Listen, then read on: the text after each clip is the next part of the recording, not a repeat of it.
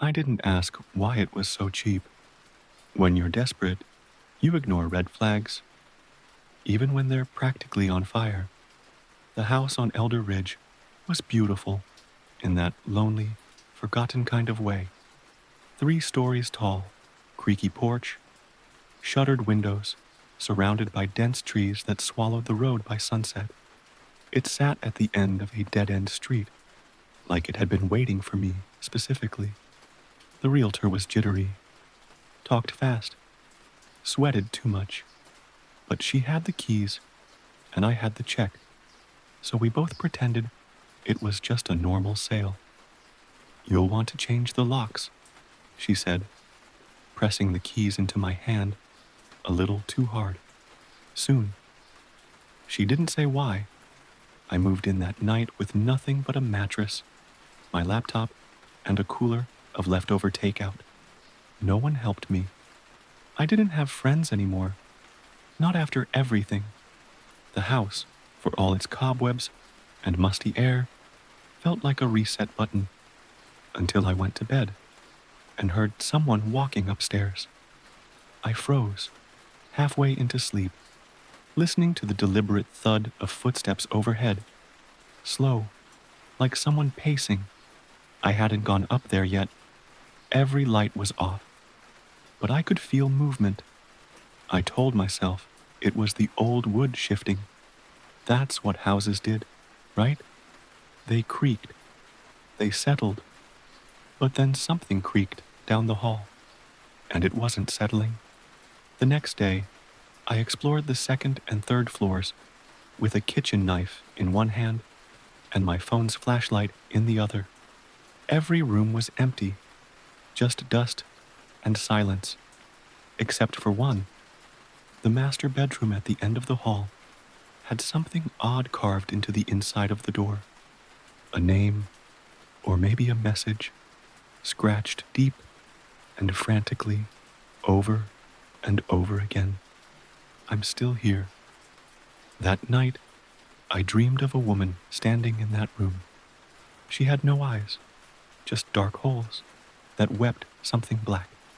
She kept whispering that same phrase, "I'm still here," until her voice grew louder, layered, overlapping, like 100 mouths speaking through her.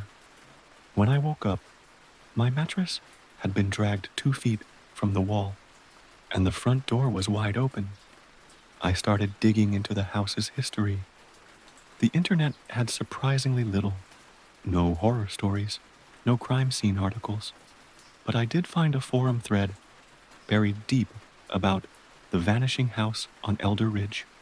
The thread was years old, just 3 posts. Post 1. My uncle lived there. One day, he just disappeared. No struggle, no note, just gone. Post 2. Same with my cousin. They said she must have run away, but she left her phone, wallet, everything. Post 3. The house doesn't take everyone, only the ones who stay too long. It waits until you're comfortable. I slammed my laptop shut and laughed it off, nervously. Then the lights went out. I didn't sleep that night. The footsteps came back, louder now, more than one set, like a small group walking in circles above me, sometimes stopping, sometimes tapping on the walls. I tried calling the police. My phone had no signal. My laptop wouldn't connect either. I left the house and drove 2 miles before I could get service. When the officer arrived, he barely stepped inside before grimacing. "How long have you been living here?" he asked. "2 nights," I replied. He nodded. "Then you've still got time." I asked what he meant. He looked at the staircase like it offended him. "You're not the first. Just don't go into the attic. That's where it starts to notice you." There was an attic. I hadn't even seen the door before. But that night, it was open. A narrow pull-down ladder extended like it had been waiting. I told myself not to go up, sat in the living room, gripping a flashlight and my knife, heart pounding. Then I heard a voice, a woman's voice, whispering, "Help me," coming from the attic. I climbed the ladder like I was in a trance. Each step groaned under my weight, and the air grew colder. The attic was pitch black, but I could feel someone in there with me, breathing, watching. I swept my flashlight across the space and saw them, dozens of people, standing completely still, eyes wide, mouths shut, dust covering their skin like they'd been standing there for years. But none of them moved. None, except one, the woman from my dream. She turned her head slowly toward me, eyes still hollow, mouth slowly splitting into a grin.